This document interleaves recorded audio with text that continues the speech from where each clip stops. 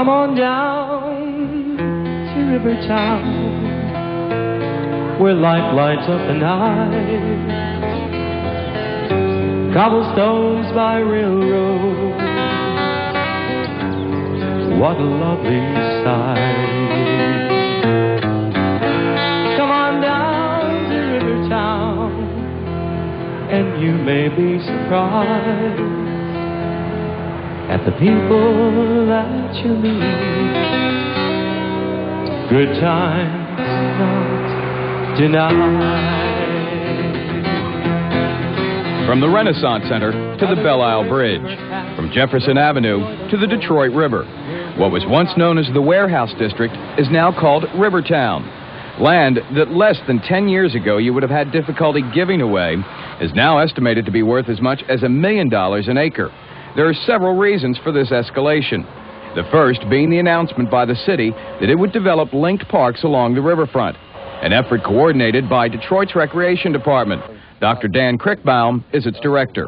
Cheyne Park was a big step, not only for the city, but also for the private sector, because the private sector then could see that the city was really serious about the riverfront and about this planning process, and then that gave, as Peter Stroh has said, the impetus then for the private sector to make a really large commitment. The architecture firm of Shervish, Vogel, and Mers was hired to design the parks. David Shervish's commitment to the area is obvious. Not only did he locate in Rivertown, but did so by buying and renovating a 100-year-old carriage house. I think it almost points out that it was somewhat symbolic in the fact that we were able to come down here and invest in the area because we believed in the area, and it wasn't just another planning assignment for us. When you start to look at what's been developed, you can start driving down Atwater Street, for instance, and see Cheyne Park. St. Aubin Park, of course, is not started yet, but it's about ready to break ground. Go on over to River Place Properties and then drive along White Street over to the development of the Harbor Town by A&R. All this development has taken place within just 5 years. Harbor Town, owned by American Natural Resources, and Mishcon, is a 48-acre site planned as a residential community with both condominiums and apartments. But it was the announcement by its neighbor, the Stroh Company, that truly created excitement. You know, Rivertown always seems to have been underappreciated by the city of Detroit, people in the city, and not being a Detroiter. When I first moved to Detroit, I had an office in the 600 tower, the Ren Center. I used to look out the window every day and look down at Rivertown and think, my God, what's going on here? There's a gold to be made down there in those streets. Peter Stroh was originally looking for a building to house the company's headquarters. With encouragement from the city and A&R, Stroh's ultimately bought the entire Park Davis complex, renaming it Stroh River Place. This historic site encompasses 30 acres and is in the process of being completely renovated and will offer office, retail, and residential space. Ted Moss is president of River Place Properties. Once the Stroh presence was known and once people realized there was an anchor here to windward, then certainly all that infilling that's been going on between here and the Ren Center was tremendously encouraged. However, with the tremendous growth and now the Uniroyal site, is there that chance that there's going to be too many square feet available and not enough people filling them? Here, we have had more inquiries for apartments, for residences, than we have units available. Is that right? Without doing any promotion at all, even well before we even announced we were going to have a residential component. And so, as far in Harbor Town here, I'm told, as recently as the other day, that they're virtually sold out in their rental units in the tower, and that their condo units are about half sold and the rest of them are in negotiation. If all that's true, then it really speaks strongly for the market and the demand that's here for this kind of housing in Detroit. So I have no problems whatsoever with the housing component. What about the business end?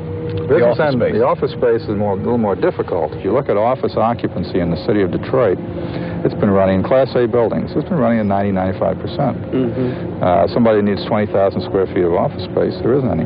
Literally isn't any. Now, today we have some. It's a little bit of a pioneering effort, again, because we're not CBD and we're not suburban. We're somewhere in the Never Never Land. Right. But what we're doing here to countervail that is that what we're creating at River Place is really a community almost into itself. Office buildings, residences, hotels, restaurants, shopping, etc. In 1971, my father and I were looking for a small business that we could afford and we had interest in. So you wanted to go into business together? That is correct. But not necessarily here in the warehouse district? No, in fact, some people were surprised that we were even looking for property in this part of Detroit at all. The city and big business may own the majority of land, but it's been smaller businesses and entrepreneurs that have supported Rivertown for years. People like Rick Newman, president of the Rivertown Business Association. Rivertown represents a mixture of businesses, restaurants, large corporation, family-owned businesses. We're all trying to maintain the character of Rivertown, the brick-and-mortar look, the feeling of a small town within a large town. And they wanted to be able to at least get some feedback from the city on a formal basis of what was being developed, how fast it was going to happen, and they thought the best way to do it was to have a business association. How has the cooperation been maintained, if indeed it has been? Give me the attitude of it, if you will. The cooperation among the different businesses and restaurants and major corporations has been excellent. I think we're all pulling toward the same goal to make Rivertown a success. Some of the small companies may be purchased and moved out. At this point in time, I don't think the city is interested in condemning any active business. They're not forcing anybody out. It's the mix that has made Rivertown work, and the city and the association doesn't want to change that. The crowd definitely did change because what existed prior to the soup kitchen was again a shot in a beer bar. Brian McDonald opened the soup kitchen back in 1976. The Woodbridge Tavern has been in Marcia Crone's family for over 80 years, two of Rivertown's most popular restaurants and night spots. Boats would tie up and unload, and that's where they'd go. That crowd did move on to a great degree, but I think that we still see somewhat of a mix. You see a fair amount of blue collar. I like to call it a good urban mix. You see a little bit of everything that walks the streets. Well, basically we have pretty much of a cross-section of people, but I think that we probably have more of the younger people, the ones that are not afraid of the city, are willing to take a chance and just sort of experiment.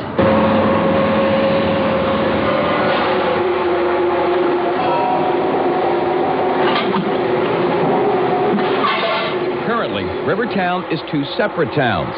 By day, it's still a working man's waterfront.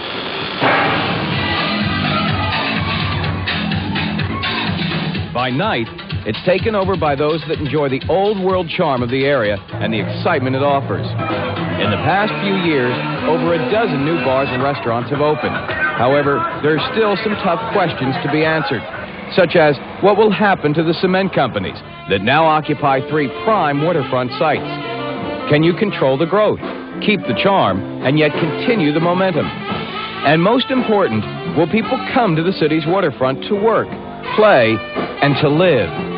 Dan Crickbaum. Well, I think we'll see one of the most exciting, best-known waterfronts in the world when we're finished here.